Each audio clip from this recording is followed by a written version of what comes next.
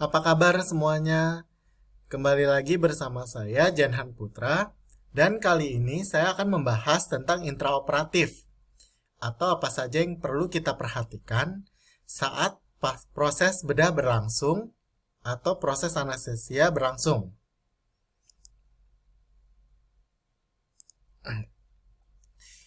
Pertama-tama ada standar pemantauan dasar intraoperatif, di mana terdapat dua standar.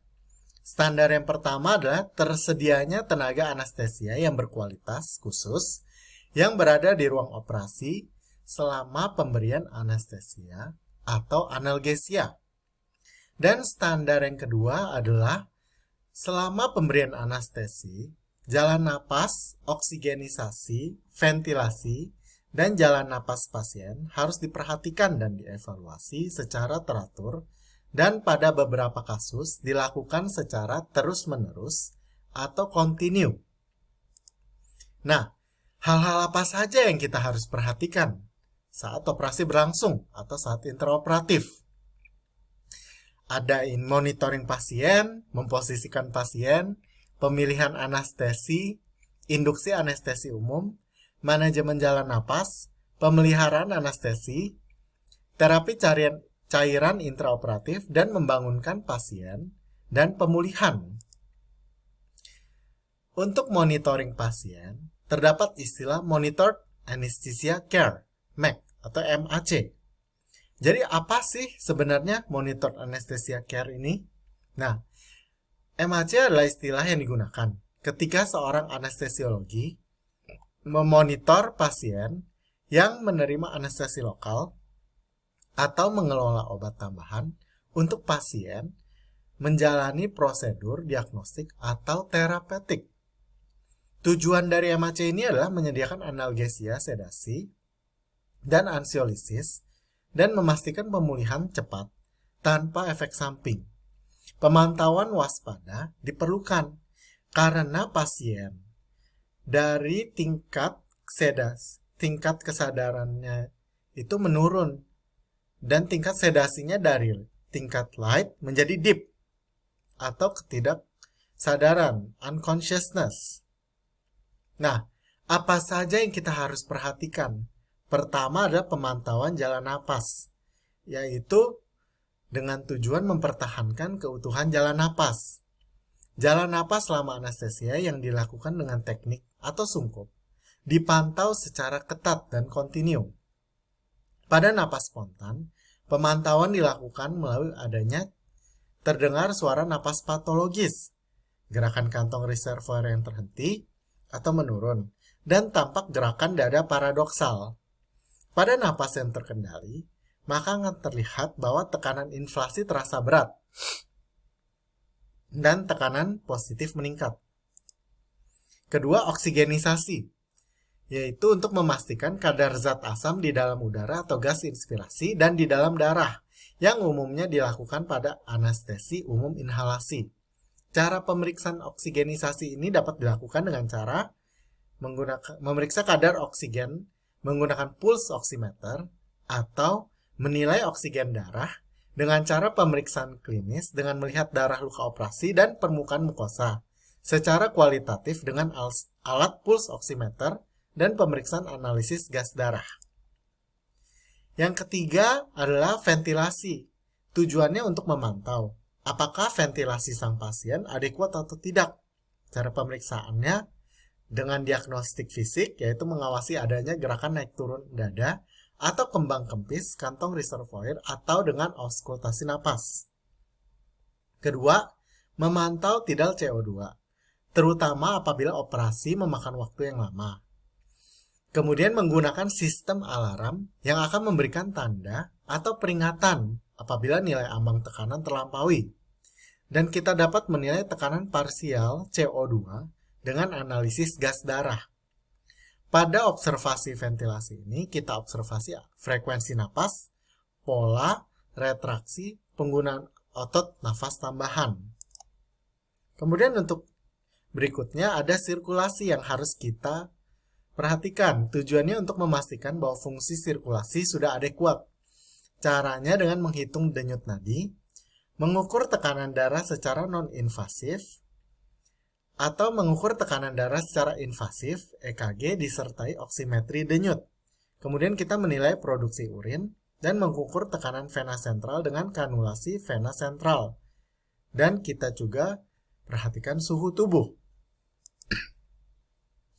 Untuk memposisikan pasien, biasanya induksi atau pemberian agen anestesi kita lakukan dengan posisi supine position. Kemudian pasien diposisikan sesuai dengan tipe pembedahan yang akan dilakukan. Pemilihan jenis anestesinya biasanya ada general anestesi, di mana pasien diberikan anestesi total, regional anestesi, di mana hanya region atau area tertentu yang diberikan, dan lokal anestesi, biasanya hanya daerah kecil yang kita berikan anestesi. Ada juga combined anestesi. Untuk rute pemberiannya anestesi tersebut ada beberapa cara. Yang pertama intravena, kedua inhalasi, ketiga intramuskular, yang biasanya dilakukan untuk anak-anak yang tidak kooperatif. Dan untuk intramuskular biasa digunakan ketamin. Dan untuk pemberian induksi anestesi rektal atau still induction biasanya dilakukan apabila anak-anak tidak kooperatif atau apabila anak tersebut memiliki berat badan kurang dari 20 kg. Kemudian agen yang digunakan biasanya tiopental atau methohexital. Nah, tabel ini memberikan kita penjelasan tentang agen-agen anestesi yang diberikan, dosisnya, kemudian cepat atau lambat, kemudian waktu pemulihannya, dan efek sampingnya. Tiap agen memiliki berbagai hal yang berbeda dah satu sama yang lain. Untuk agen inhalasi, umumnya digunakan dengan tujuan untuk mempertahankan pembiusan. Pemulihannya cepat, dan pasien dapat dipulangkan lebih cepat. Obat inhalasi yang digunakan untuk pasien one day care anesthesia biasanya sevofluren, desfluren, dan isofluren. Sevofluren biasanya digunakan pada orang dewasa, tapi biasanya juga dapat digunakan pada pasien anak-anak. Untuk desfluren, biasanya muncul lebih cepat daripada agen inhalasi lainnya, efeknya. Kemudian, fungsi kognitif dan psikomotor setelah diberikan ini juga lebih cepat pulih dan lebih terkontrol daripada propofol. Manajemen jalan napas. Pada pasien yang tidak sadar, dapat terjadi penyumbatan jalan napas yang diakibatkan oleh hilangnya tonus otot tenggorokan. Akibatnya, lidah dapat jatuh ke belakang dan menyebabkan sumbatan jalan napas pada faring. Nah, apa saja tanda-tanda napas tersumbat? Jalan napas tersumbat. Ada suara napas abnormal, seperti snoring, gurgling, stridor. Ada tarikan otot leher, ada cekungan di suprasternal notch, dan tidak terasa udara saat ekspirasi. Apabila terjadi sumbatan jalan napas, apa yang harus kita lakukan? Kita dapat lakukan manajemen jalan napas secara manual. Yang pertama, head tilt chin lift maneuver, atau dengan menggunakan jaw thrust maneuver. Nah, apabila kita tidak menggunakan manual, kita dapat menggunakan alat bantu, yaitu dengan menggunakan oropharyngeal airway. Biasanya kita lakukan apabila pasien tidak sadar, dan apabila prosedur chin lift tidak berhasil mempertahankan jalan napas atas untuk terbuka.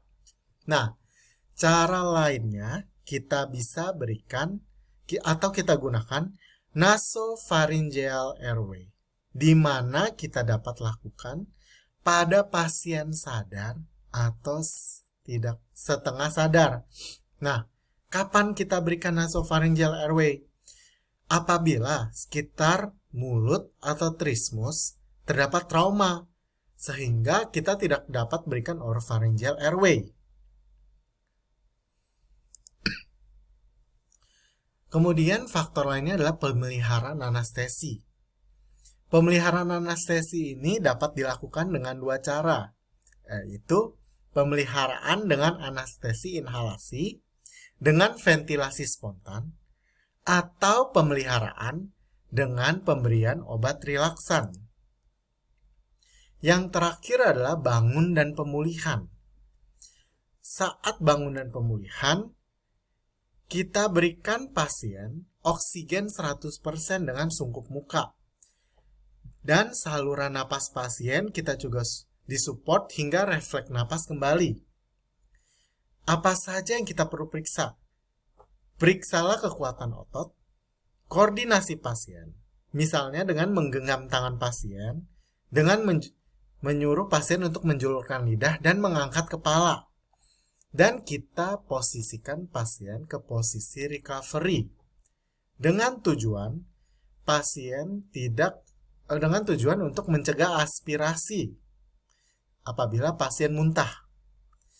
Sekian materi dari intraoperatif yang saya berikan. Terima kasih.